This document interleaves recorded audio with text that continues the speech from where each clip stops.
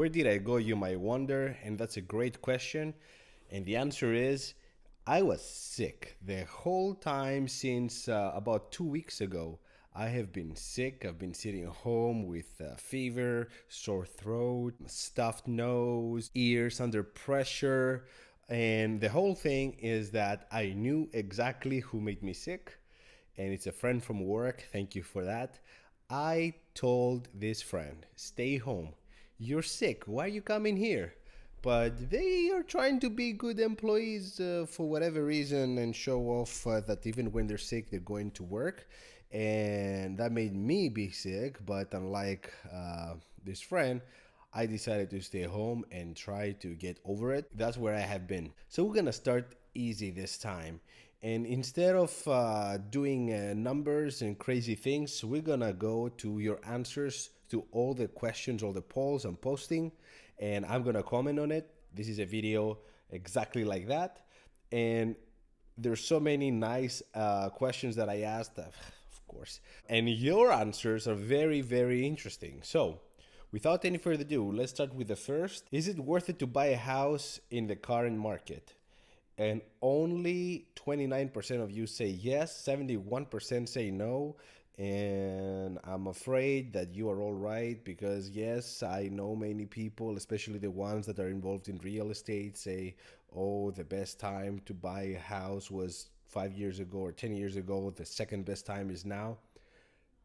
But let me tell you, when I see a house, especially in this area where I live, that 3 years ago was $220,000 and right now is 450, that tells me that 100% increase in 3 years is not feasible.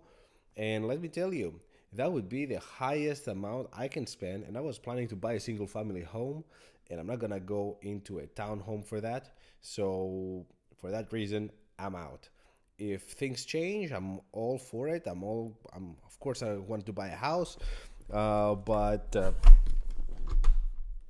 it needs to make sense. Do you actually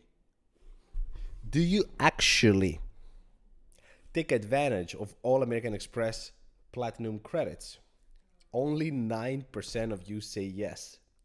91 say no, and this is no surprise. It takes a very specific situation for somebody to be able to take advantage of all, and I wonder if from that 9% people include the Peloton bikes or whatever else, right? So I'm not sure that all of you that you said yes really use them. The answer is pretty much what I expected. No. And I just hope that you take advantage at least enough credits to offset the annual fee. And that for me is a win because the Platinum is a great credit card. But the reality is you're never going to get advantage of all these credits because they are so random. And many of you commented, how come they have Walmart Plus when they offer lounge access or Equinox?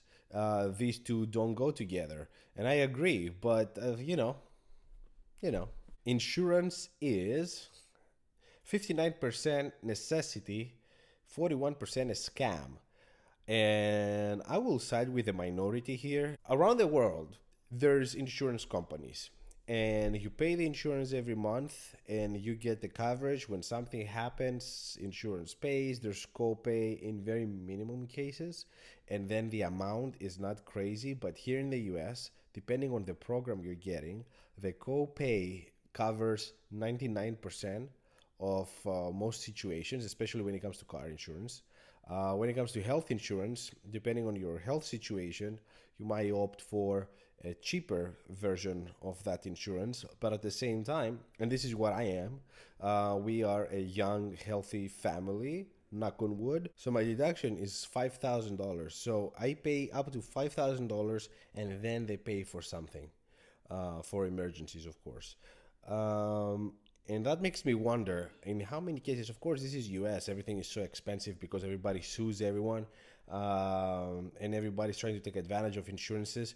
But I wonder how many cases in one's lifetime you have a bill that's over $5,000 for everyday things. There's no bill that's more than $5,000, and in that case, you pay everything.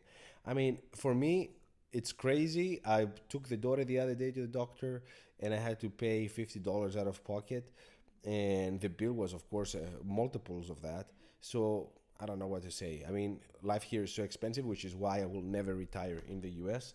And this is something that it doesn't matter where you from. If you were born and raised in Montana, I don't care. Pack your bags when it's time to retire and go to a country that has universal health care and be able to live on pennies on the dollar comparing to what you would be living here for. Can the Capital One Adventure X threat the American Express Platinum? No way, 56%. 44%, absolutely.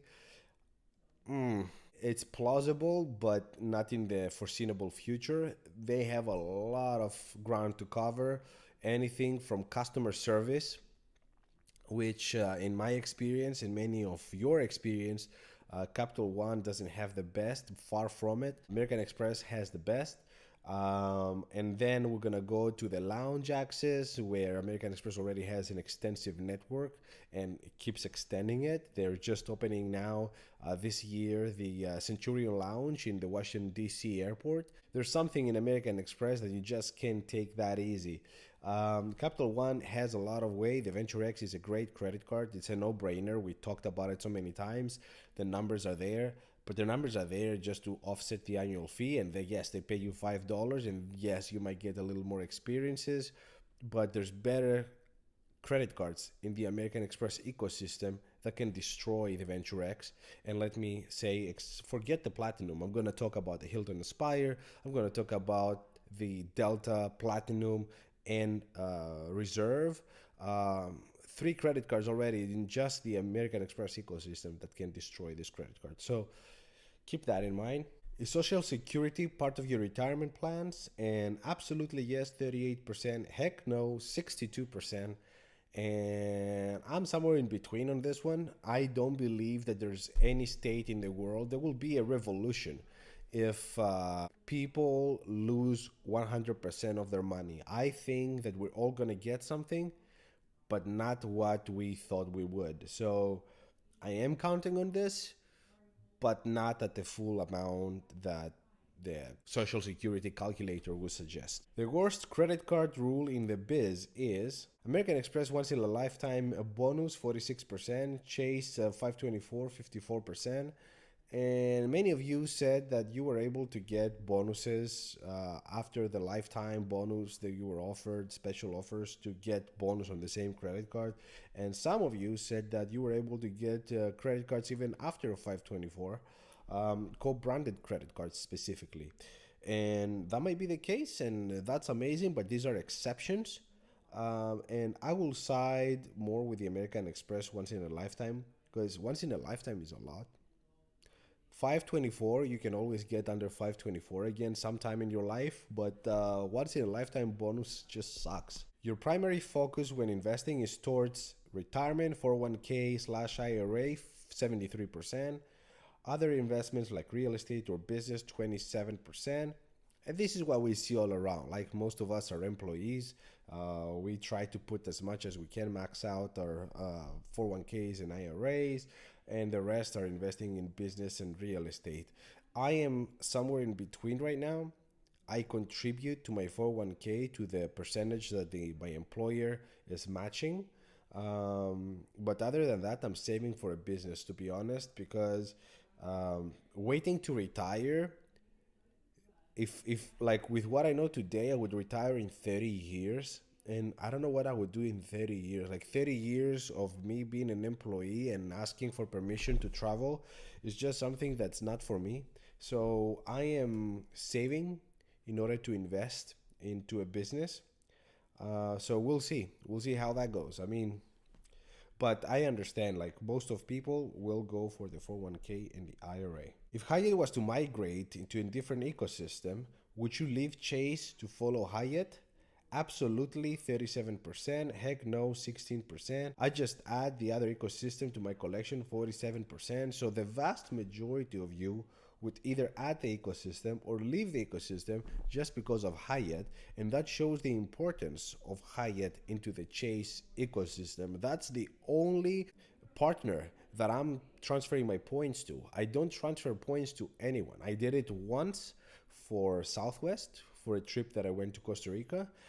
But other than that, every time it has been Hyatt, and for a good reason. I'm getting minimum 2.5 to 3x every time. All the numbers I'm showing in the videos are based on 2x, sometimes 1.8, but yeah, forget it. Like, there's nothing like Hyatt. Do you have an emergency fund? Nope, 25%. Yes, up to 3 months, 29%.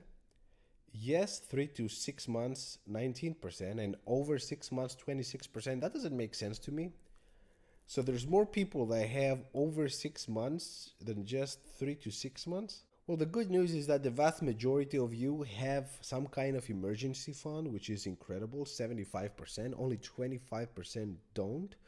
And this is expected for the kind of viewers that I have in this channel. You're all financially savvy, or you want to be. So this is to be expected. But I am sure these numbers would look a whole lot different if another channel was making this the same question. Parking money on luxury items makes sense. 3% is stupid. 33%, it depends on the item. 64%, 100%, it depends. If you hear coughing, that's my wife next door. She's working and she's coughing. As I said, we're all sick. I have bought things not as investment, but for pleasure. I sold them after and I got almost all my money back. So I'm pretty happy with that. And I know in some cases you can even make money. Depends on the price you're buying. You can at least break even. So just be careful what you buy and where you buy from. Will the house prices fall in the next 2 years? Yes, they have to, 70%. No way, 30%. I would say they have to, even though I might be a little biased because I really want them to. Because I can tell you, if the prices I just talked earlier for that specific home are 100%, my salary didn't increase 100%. It increased like 4%. So I can't reach that 100%, no way. And I would never buy a house under these circumstances, to be honest. I'd much rather save the money and invest somewhere else than buy a house. Does your income keep up with inflation? Here we go. No, 81%. Yes, 19%. So the vast majority of you say that your income doesn't keep up with inflation, let alone the house inflation, the house market inflation, that, as I said, in this area, the Washington, D.C. area, is anywhere between 50 and over 100%. So if you can't keep with inflation, that the inflation supposedly is like 7% when it's really like 10 or 11, let alone 100%. So you're not gonna make it. There's no way. Is quiet quitting ethical? Yes, I'm still doing what I'm supposed to, 84%. No, not trying my best is cheating, 16%. I guess that 16%, it's baby boomers and Midwest people, but the vast majority of the people I talk to, they say the same thing. They say, I'm doing what I'm supposed to, you pay me for something, and that should be good enough. And me, I'm citing basically to, yes, I'm still doing what I'm supposed to. I am doing what I'm supposed to. I've gone before above and beyond and didn't work for me, so sorry. Is artificial intelligence a threat to your job security? Not that I know. I'm too cool anyway. 73%. Absolutely, it's scaring. 27%. And I side with absolutely it's scaring. Because it's not just the chat GDP. You're thinking, oh, I'm safe because I have a work that I really need to work with my hands and this and that. All these things. I suggest for you to see a combination of what the chat GDP can do and add that to what Boston Dynamics is working on. Have you seen the humanoid robots that Boston Dynamics is working? They are scary. Like Terminator is next door. So yes, I'm worried. Are you taking summer vacation this year? absolutely 73%. Good for you. I was, but not anymore. 5%. No, I wasn't planning. 23%. So the vast majority is taking summer vacation. I guess I fall into that category. It's not gonna be summer, it's gonna be September, but this is by design because I think that's the best time to visit Greece. Not too many tourists. Prices are dropping a little bit. You have better accessibility to everything. So, yeah, I am taking. Do you feel safe in your current job? Hell yeah. Good luck replacing me, 70%. Nope, too many layoffs lately, 30%. And me, I never want to be foolish and think that I'm too cool to be replaced. I think everybody is replaceable. And I've seen many people that I thought would never get laid off, getting laid off. So, yeah, I am always worried. Not worried in the sense that I lose my sleep, but it's the back of my head always. How important are travel credit cards for your vacation?